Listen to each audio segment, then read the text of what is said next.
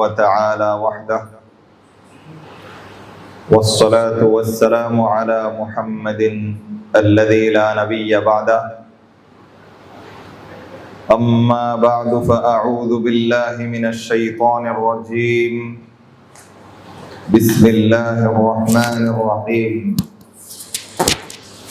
كنتم خير أمة أخرجت للناس تأمرون بالمعروف وتنهون عن المنكر إلى آخر الآية. وقال رسول الله صلى الله عليه وسلم: من مات وليس في عنقه بيعة مات ميتة جاهلية أو كما قال عليه الصلاة والسلام. উপস্থিত আজকের এই দ্বীনি সেমিনারে অংশগ্রহণকারী সম্মানিত দ্বীনদরদী ভাইয়েরা, আপনারা একটু আগে শুনেছেন আমার নামের সাথে একটা আলোচ্য বিষয় নির্ধারণ করে রাখা রয়েছে। সেটা হচ্ছে মুসলিমদের পতনে বিশ্ব কি হারালো। ভাইয়েরা আমার, আলোচ্য বিষয়ের শিরোনামটা বহুল আলোচিত। আমার জানা মতে এই বিষয়ে সারগর্ভ একটা বই লিখেছেন আমাদের শ্রদ্ধাভাজন মুরব্বী, সম্মানিত আকাবিরদের একজন উজ্জ্বল নক্ষত্র মাওলানা আবুল হাসান আলী নদভী রাহিমাহুল্লাহ। ঠিক এই শিরোনামে, মুসলিমদের পতনে বিশ্ব কি হারালো।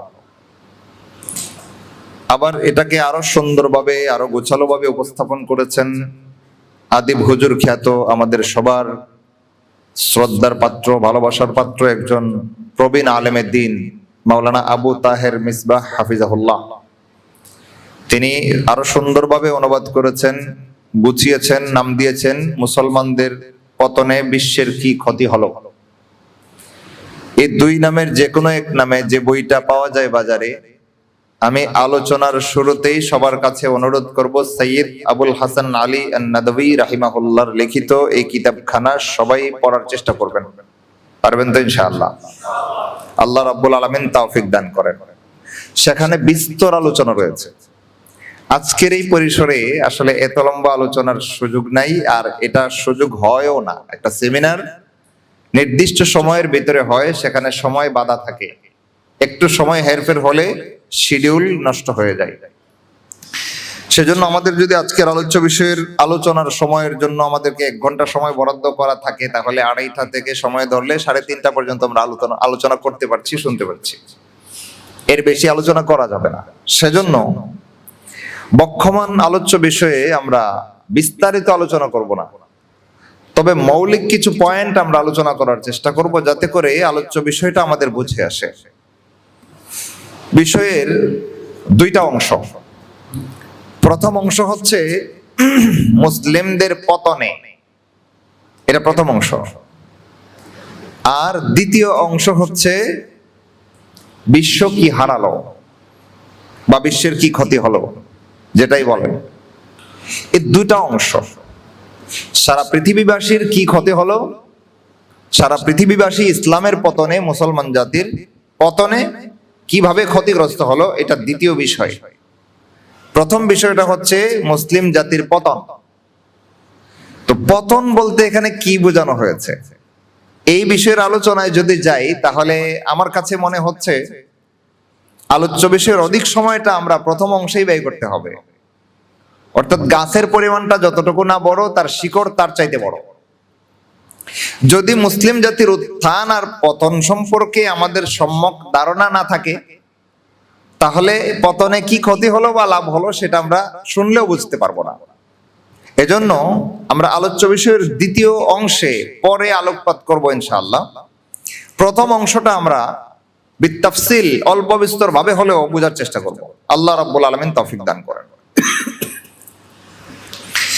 মুসলিম জাতির পতন, এখানে পতন বলতে আমরা কি বুঝি?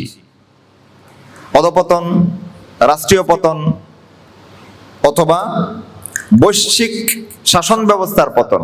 পতন বলতে অনেক কিছু বোঝানো হয়।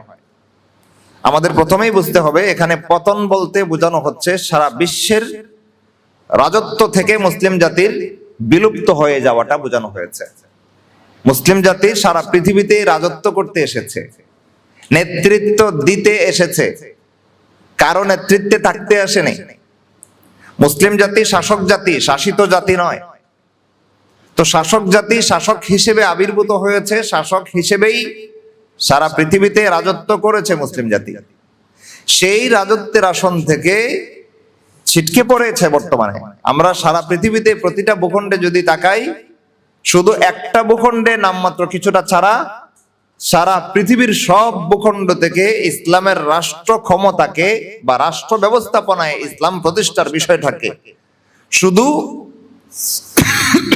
উৎখাতই করে দেওয়া হয়নি, বরং উৎখাত করা হয়েছে, সাথে সাথে আবার এমন কতগুলো অপকথন, এমন কতগুলো বাজে কথা মুসলিম রাষ্ট্র ক্ষমতার সাথে সেটে দেওয়া হয়েছে যে ওই কথাগুলো মুসলিম রাষ্ট্র ক্ষমতা বা ইসলামী রাষ্ট্র ব্যবস্থার কথা আলোচনা করলেই সেই বাজে কথাগুলো মুসলমানদের নামের সাথে, আলোচকদের নামের সাথে বা মুসলমানদের জাতির সাথে সেটে দেওয়া হয়।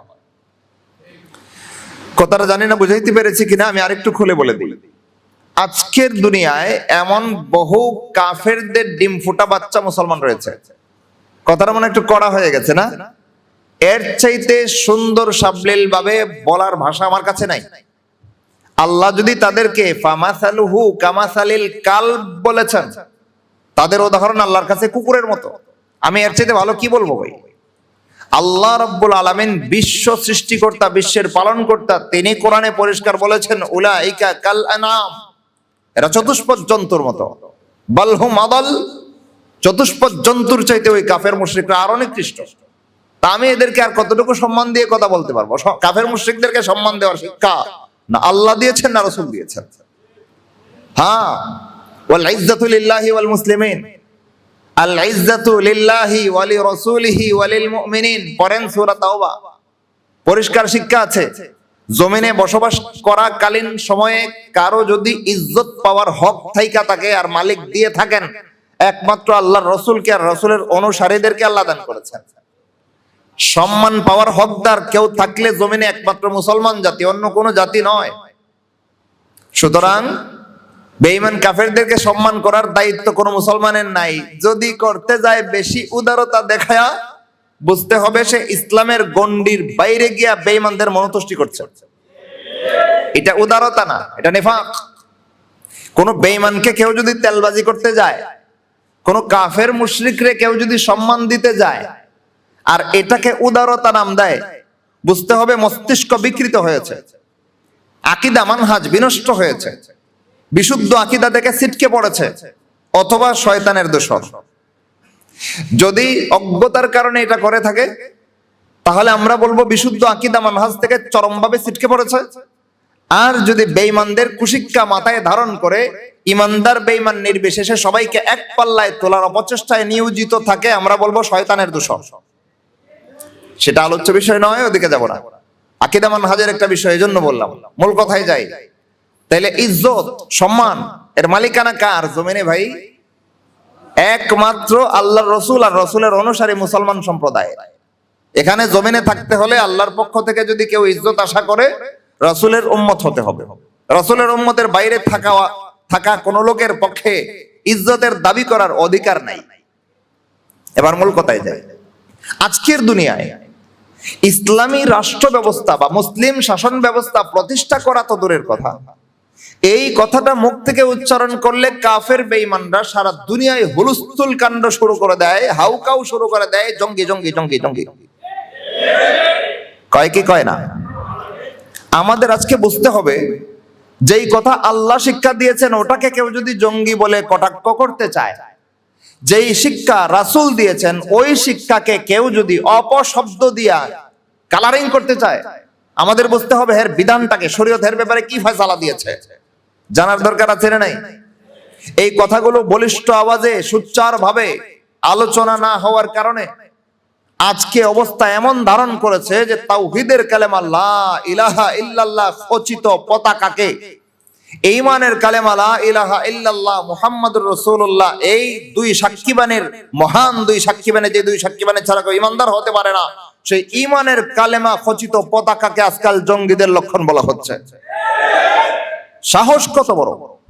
থাকে আল্লাহর জমিনে, খায় আল্লাহর দেওয়া নিয়ামত, টানে আল্লাহর দেওয়া বাতাস, উপভোগ করে আল্লাহর দেওয়া হায়াত, আল্লাহর জমিনে থাইকা আল্লাহর নিয়ামত খায়া আল্লাহর বান্দাদের বিরুদ্ধে এত বড় কথা, আল্লাহর জমিনে থাইকা আল্লাহর প্রতি সাক্ষী দেওয়ার কালেমাকে জঙ্গি শব্দ দিয়ে কটাক্ষ করা, সাহস কত বড়!